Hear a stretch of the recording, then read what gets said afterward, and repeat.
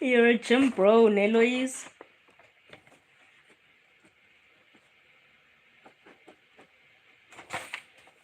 I'm actually catching up because I was busy enjoying Valentine's Day, so I'm slightly behind. Hi, Nadia. Hi, Robert.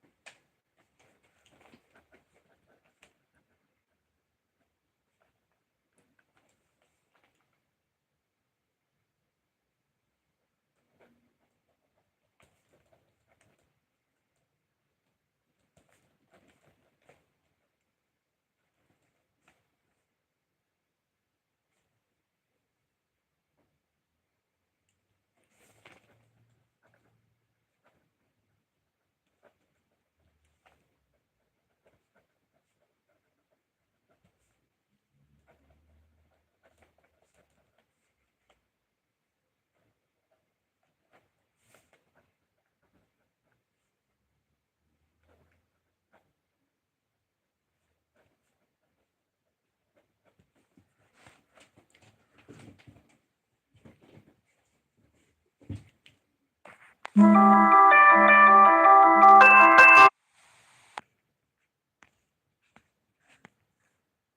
was my alarm to study, so I started a bit early. It's always nice to see that coming through because it helps you stay accountable.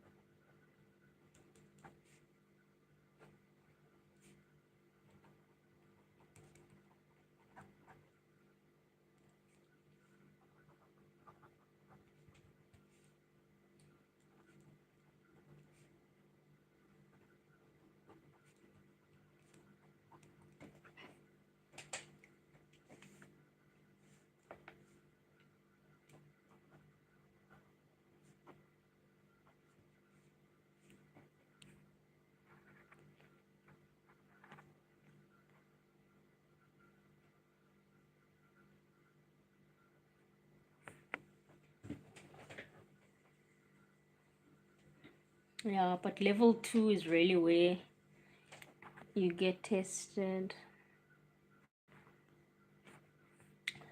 The material is more in depth, but it's also nice because it's more practical.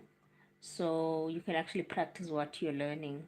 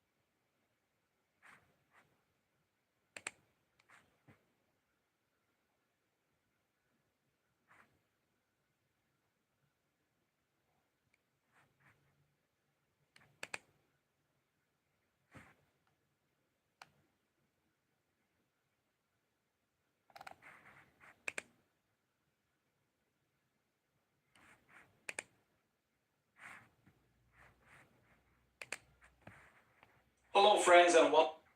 Now we are ready to talk about the reading on machine learning. So up to now, the So I've got Kaplan Schweizer, right? I think I explained. So there's different, I guess, ways of learning. So what I've got is I've got activities. Um, that's like a daily plan. So that's like the readings, the module quizzes, etc. Right? Then I've got the Schweizer notes. So for quants, I just finished the Schweizer notes. 12 out of 15. I'm only left with module 4, which is data analysis and data exploration. And then there's the masterclass, which are the videos. I'm on 9 of 15. Then there are module quizzes, which is 9 of 15. And then there's the question banks. I've only done one, right? So when I'm like really tired, I used to go and do ethics, but I'm nearly done with ethics. So now I do the notes when I've got energy, which is typically in the morning. I get in around 6:30 in the office, and then I work up until I'm supposed to work up until 8, but at 7:30 that's when the news starts coming in, and I like shining because I like being good at my job. I mean, yeah. So around 7:30 typically I will start with work and then I'll leave the studies. Um, so then like I'm fresh in the morning. I would have just taken my meds. I feel good.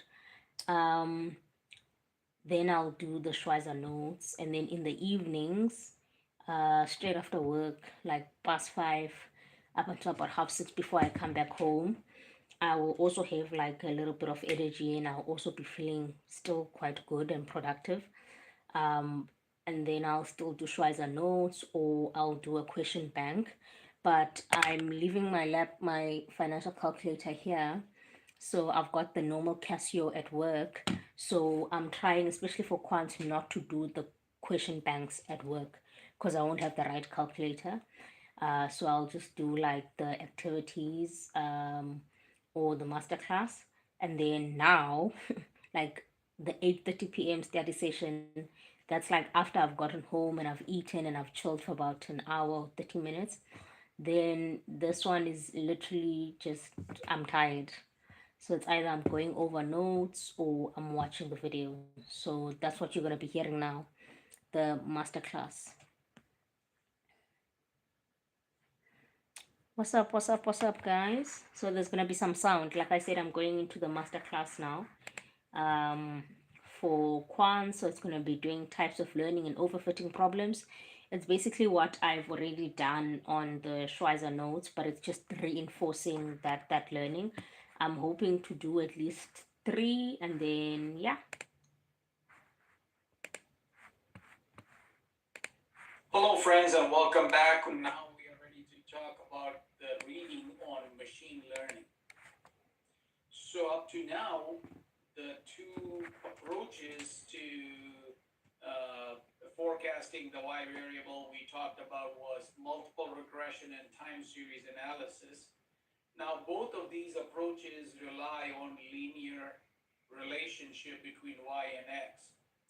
There are some nonlinearities that we are able to overcome by taking natural log of one or more variables, but otherwise the limitation of the approaches that we already talked about is it does not accommodate nonlinearities. And we see significant nonlinearities in financial and economic data. So we have a more advanced set of tools, and that is what this reading is all about, machine learning. All right, so two LOSs being talked about. First, let's define what is machine learning. Machine learning is basically letting the machine find a pattern in the data. So instead of specifying the relationship between X and Y, sometimes in unsupervised, and we'll talk about that in a little bit, in unsupervised where there is no Y variable, machine will find a pattern and convert that raw data into useful information for the analyst, for the researcher. So the objective is to determine structure or pattern without human intervention. Now, one straightforward way, easy way to understand what machine learning does is it finds the pattern and applies the pattern to generate forecast. So find some meaningful, useful information in a data set. That's what machine learning is for. Now, supervised machine learning uses labeled data, labeled training data, which is basically the sample that is used to estimate the model. So label means what? Well, label specifically here in this context means we clearly identify the y variable. Now the label that we are going to use, the term we are going to use is called the target variable. So instead of variable, we use the label features. Instead of x variables, we use the term features. And for y variable, we call it the target. So nothing fancy, just a new set of terminology for you to be on top of. So once again, labeled is where we have the target variable identified, and that is what supervised learning is all about. Now it can be of two kinds, where the data, the target is either a continuous or categorical. When the target is continuous, then we use regression model. Notice that just because a model is linear does not mean it does not form part of machine learning. Machine learning includes linear as well as non-linear models. If the target is not continuous, but rather categorical, then we use a classification type algorithm to generate our forecast. Now, unsupervised machine learning does not have label training data. In other words, the y variable or the target is not identified, is not defined. So it is basically a set of variables that are thrown into the software, and we are asking it to generate some sort of pattern in the underlying data. Now, there are different types of algorithms depending on what our objective is, and we'll talk more about it when we go through the types of algorithms that are unsupervised algorithms. All right, so supervised, we have labeled training data, meaning there is a clearly identified target variable. Unsupervised, where the training data is not labeled, meaning you don't have a defined y variable. So there is no specific, this is y, this is a series of x variables. All right. Deep learning is a type of algorithm that is used for very complex tasks such as classification, speech recognition, natural language processing, and so forth. Reinforcement learning algorithms basically learns by itself by using the output of their earlier iteration as an input. So basically, it learns from its own mistakes. All right.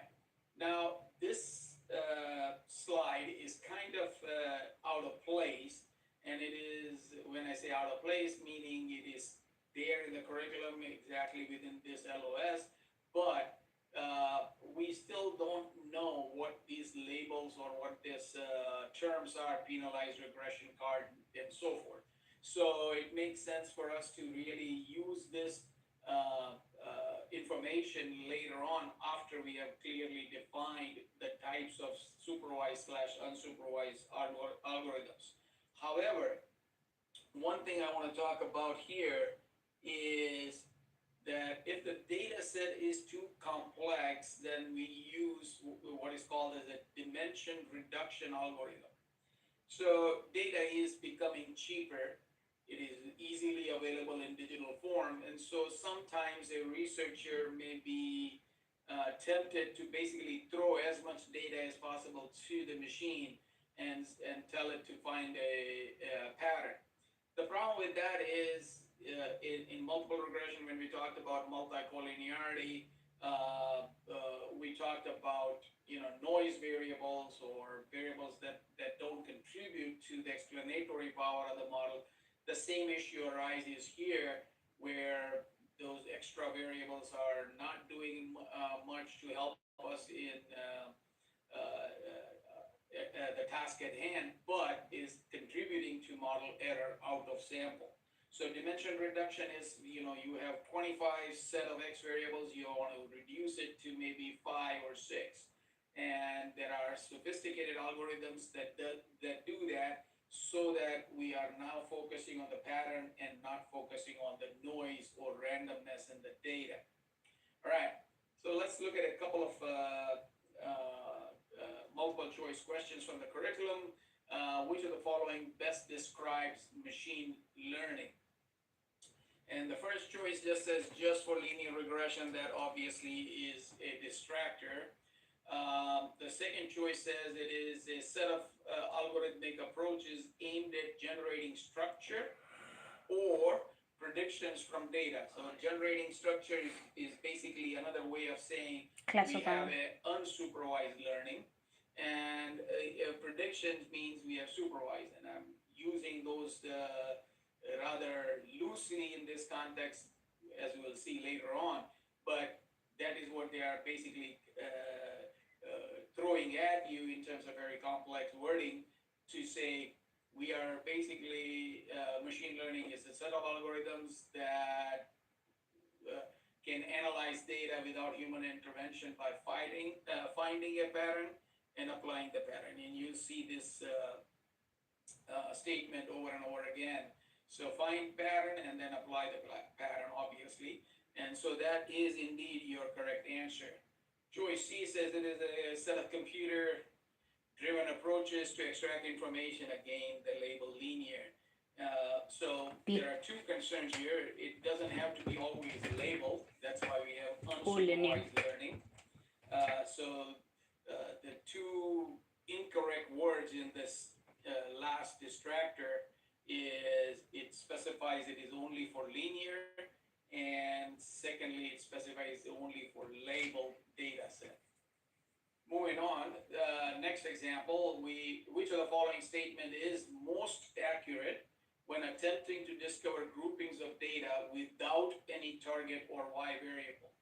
So when that is the case, when you have not, when you don't have labeled training data, then you use unsupervised learning. So choice A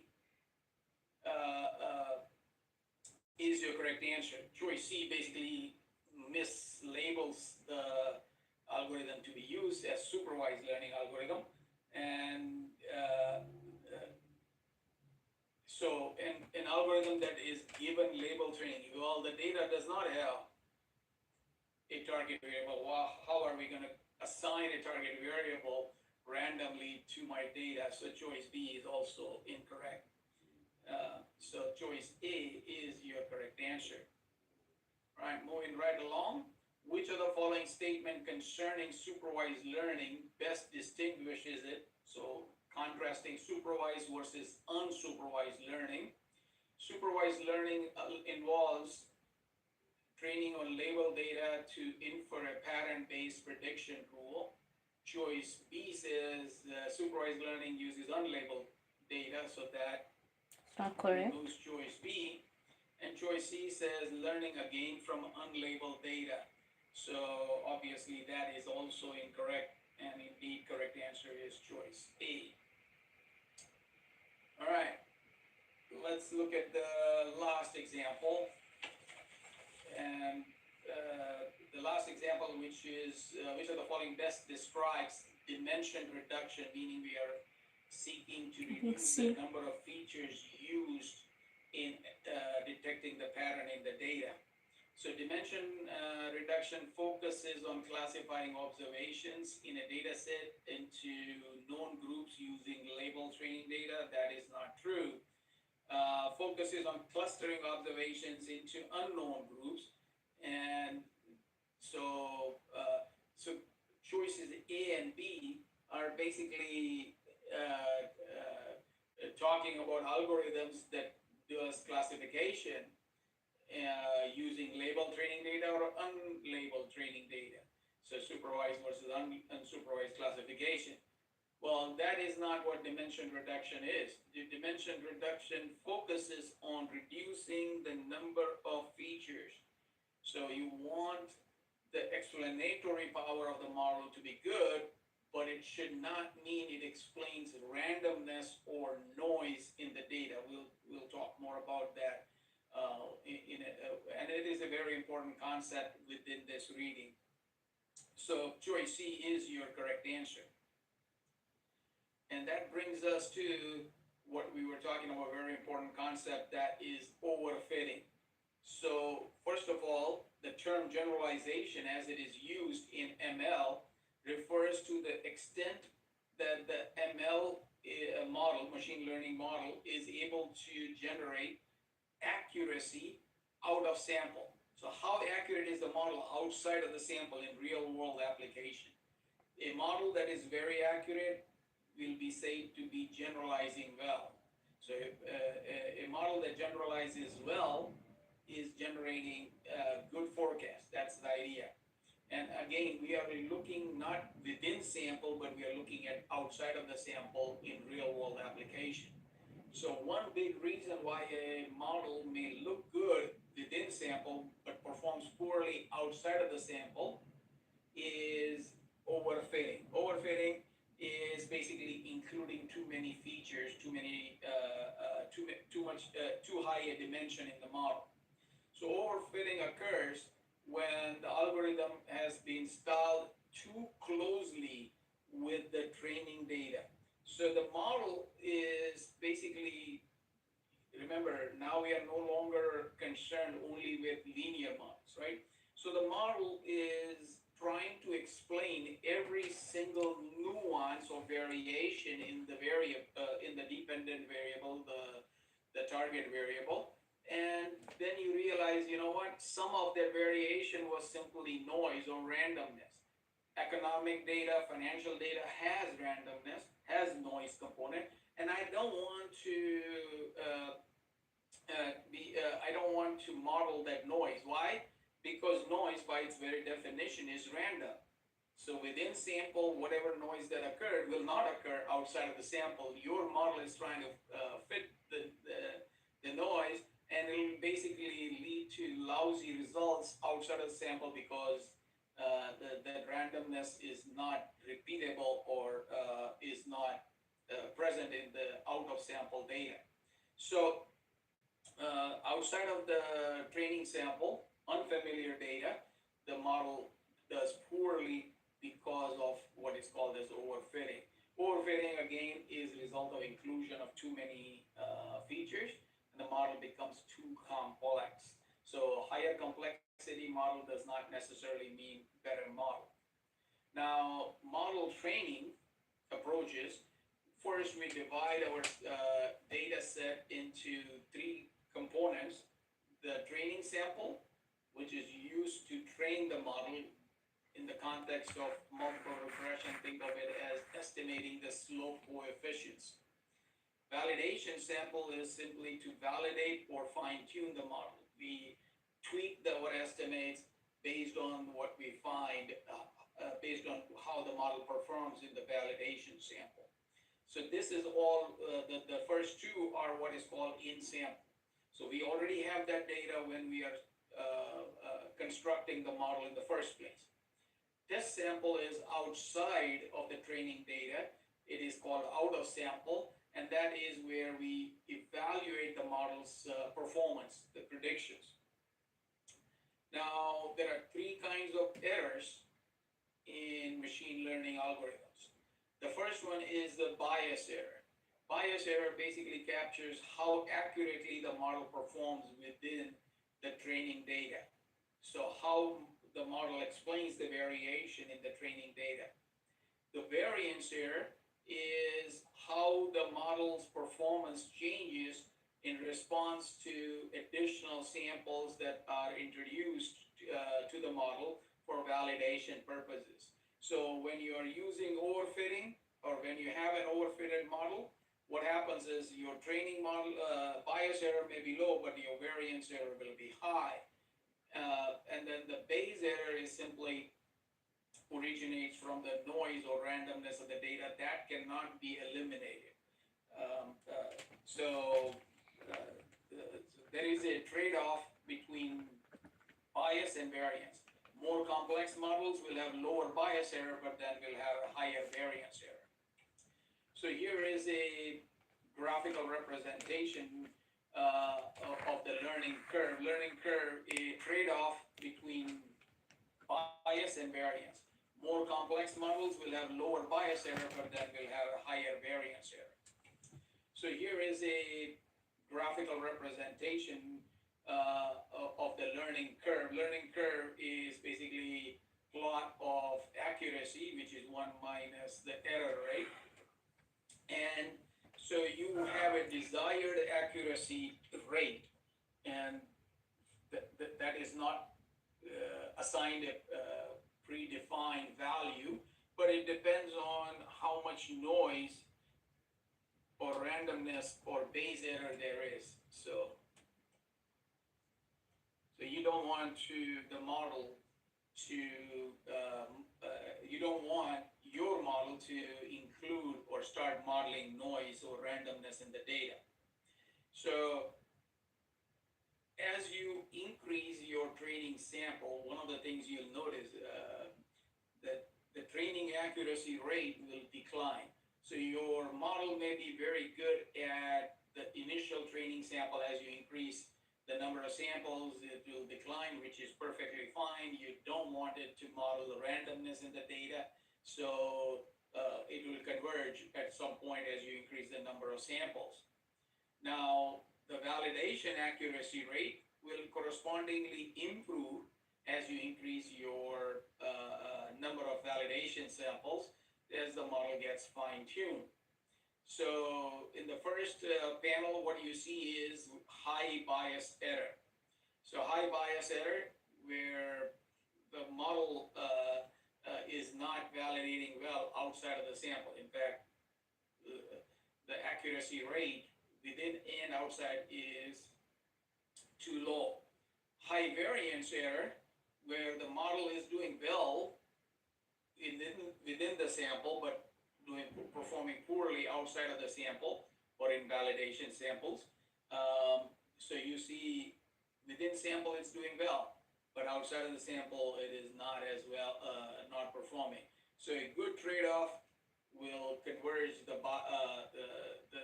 training accuracy rate and the validation accuracy rate towards the desired accuracy rate. So that is the key takeaway. We want a model to do well in terms of forecast, but it should not be trying to forecast randomness or noise in the data.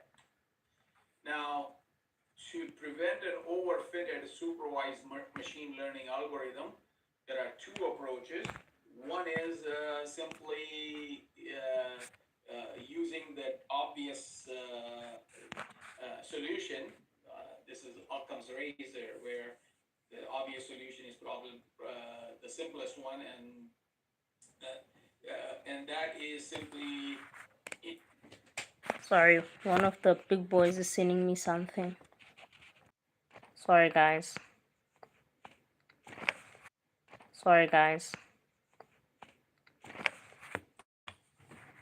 Introduce an overfitting penalty, so make the model less complex. So you reduce the dimension of the model, you reduce the set of features that are included in the model by introducing a penalty. So the model specifically assigns a penalty for higher number of features, and that reduces the number of features or reduces the complexity of the model. The second one is cross-validation, and this arises on account of sampling bias.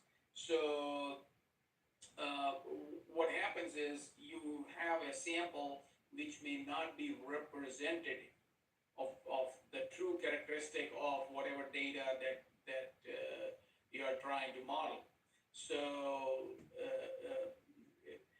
when you have a sample and you want to make it representative, you want to have a large validation sample as well, which may not be very possible.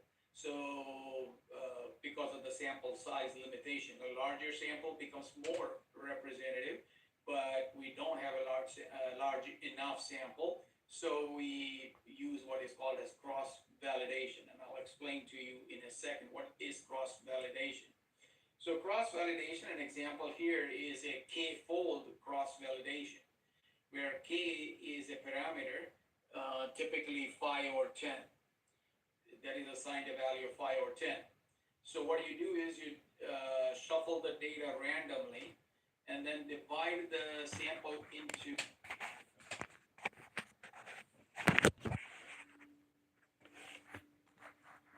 k parts. So you start out with 500 observation, k is equal to 5. You basically come up with 5 samples of 100 observations each.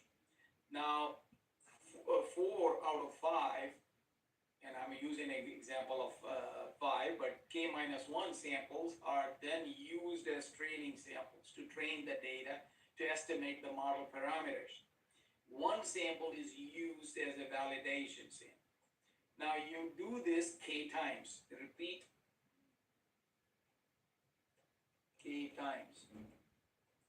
So 5 or 10 times, depending on what you assign the value of k. And you repeat this.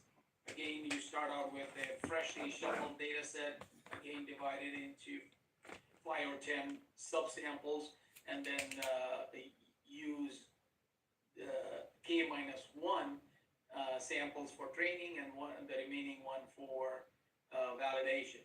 Now the error in each of these iteration is then averaged. So average validation error is then used as a proxy for out of sample error. So we use that as a reasonable proxy of how the model is expected to perform outside of our sample. So that is the cross-validation approach to try to figure out if our model is doing good or modeling noise or not.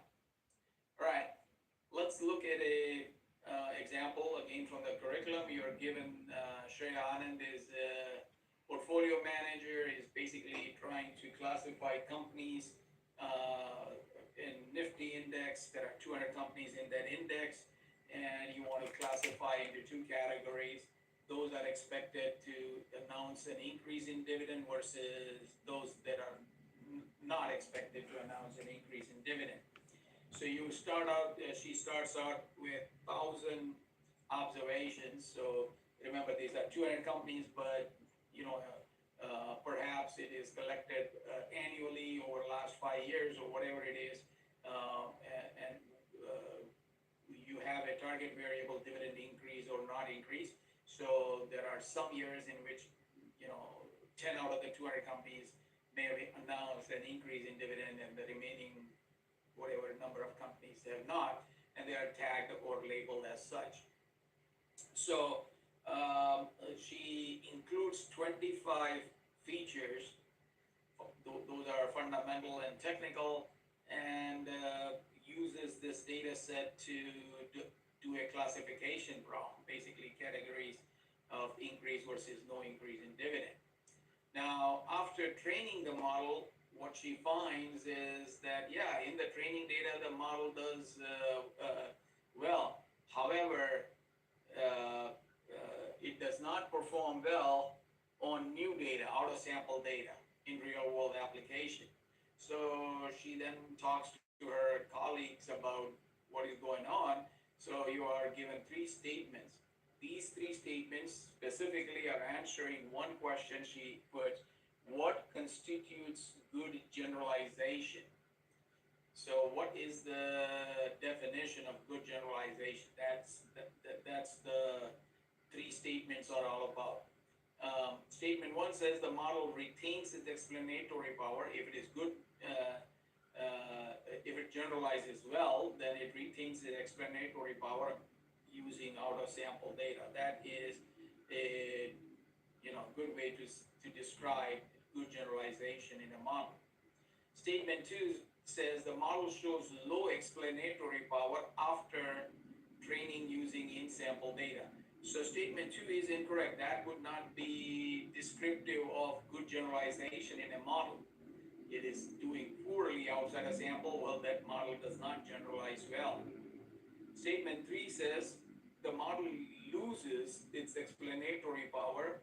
Again, the same thing. Outside of sample, poor performance.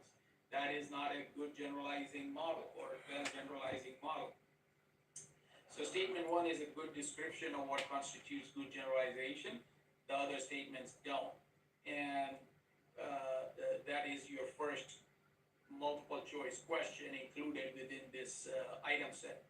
So which statement is most accurate? Obviously statement 1, as we already went over. The next question is, Anand's model is most likely being impaired by which of the following? Is there underfitting and bias error? Remember, bias error is within sample. B. And we are given that the model performs well within sample. So it's So overfitting and that is variance. not true. And similarly, overfitting and bias error is also not true because, again, within sample error is good. Within the sample, Model the model performance. performs well. In other words, bias error is low. Overfitting and variance error is what the concern is for Anand's model. Now, the next question is, by implementing which of the following actions can Anand address the problem about overfitting? Choice A says Yes. estimate and incorporate into the model a penalty.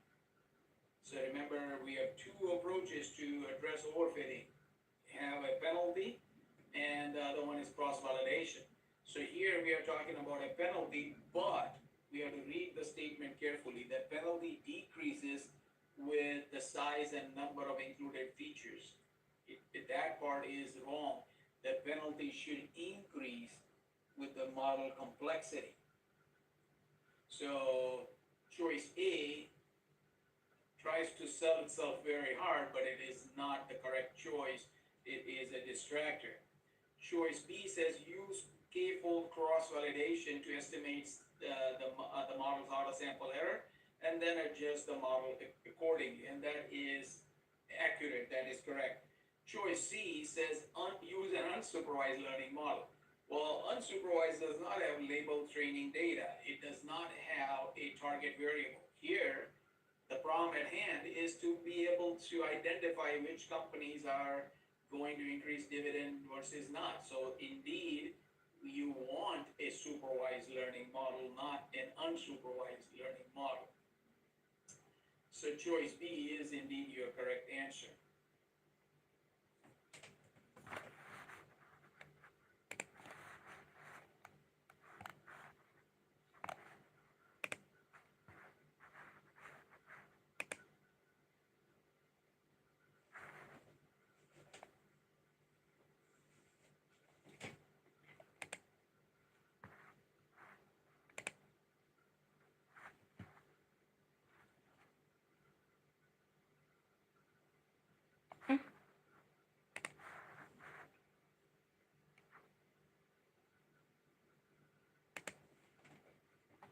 Okay, I'm gonna call it a day. I am a little bit sleepy, so nothing good can come from that.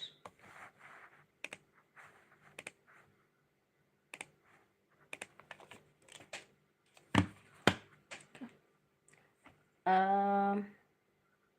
Yeah, we're starting in the office at 6:30, and we're starting at home at 7:30 tomorrow.